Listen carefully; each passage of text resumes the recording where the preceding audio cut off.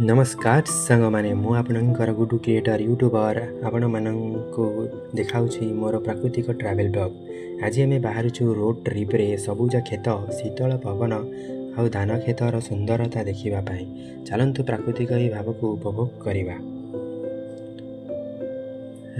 रास्ता एते स्मूथ आउ सुंदर लगुच पूरा मन रिलैक्स देखा यह देखि लगुच जेपरी प्रकृति निजे कहूँ बसी जा मो सुंदरता को उपभोग कर।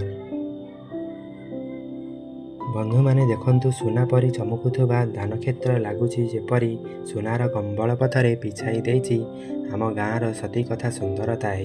यही मोमेंट को मिस करने योग्य नुहे। तो सांग मैंने वीडियोटी जदि भल लगी like share and comment subscribe करने को भूलें। धन्यवाद। जय जगन्नाथ।